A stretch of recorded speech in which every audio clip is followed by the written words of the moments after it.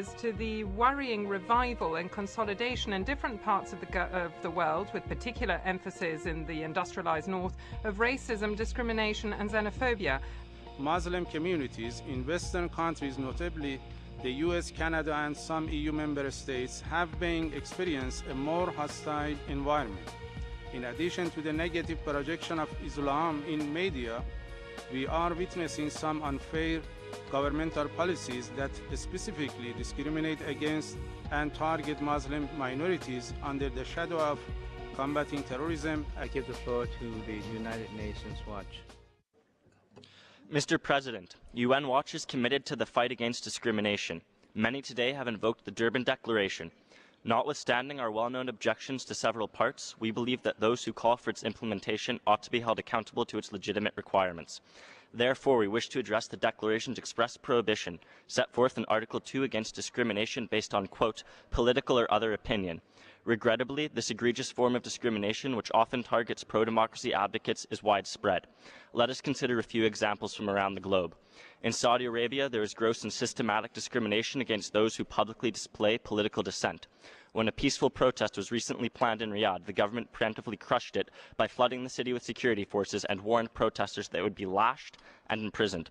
In Cuba, there is gross and systematic discrimination against pro-democracy dissidents. In 2003, 75 such victims were arrested in the notorious Black Spring crackdown. While the government recently offered to release the 52 still behind bars, this was conditioned on the prisoners accepting exile to risk never seeing their families again. The trial today of Nestor Rodriguez Lobena, another victim of such discrimination, underscores the ongoing intolerance for pro-democracy voices. In China, sorry to interrupt. We have point of order by Cuba. Cuba, you have the floor. Gracias, señor presidente. Thank you, Mr. President. I asked for the floor for a point of order to ask you to request the Speaker to confine himself to the debate that we are engaged in here. This is a general debate on questions of racism, and it has nothing to do with situations which are not related to this topic. And for this year, one should use agenda items such as agenda item 4 to deal with these issues. I will not allow the Speaker to refer to this type of issue at this stage. Thank you. Thank you. I give the floor to the United States. We request that the NGO be allowed to speak and fulfill its time. Well, the topic is item 9, racism, racial discrimination, xenophobia, and related forms of intolerance, and follow-up to the Durban Declaration Program of Action. So I request the Speaker to confine his remarks to the topic of this agenda item, and if reference may be made to certain situations, but only as an example. And I urge that speakers again confine his remarks to the agenda item. You can proceed.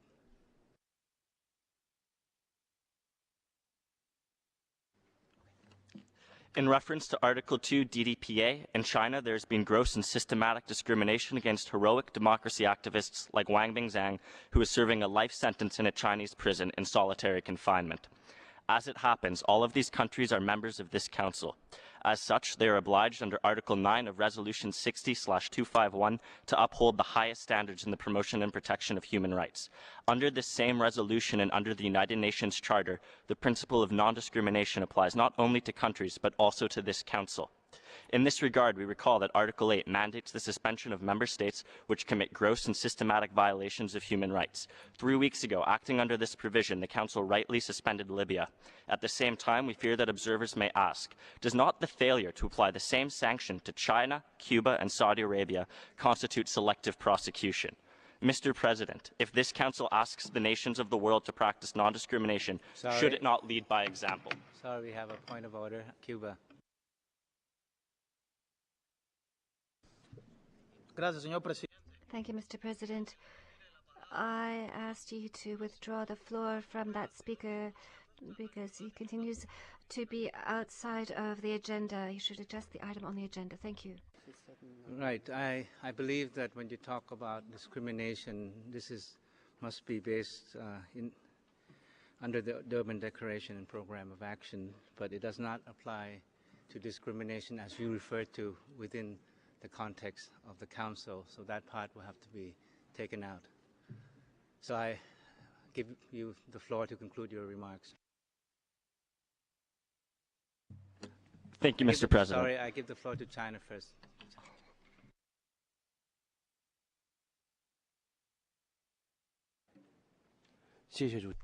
Thank you, Mr. President. I agree to what was said by my Cuban colleague on the point of order on the procedural matter. The United Nations Watch, the remarks has gone out of the remit of the discussion under agenda item 9. Therefore, I request Mr. President to terminate his right of speaking because his remarks does not belong to the scope of our discussion under this agenda item. Thank you, Mr. President. Thank you. I already gave my ruling on this, so I urge that you conclude your remarks now. You're finished. I now give the floor to the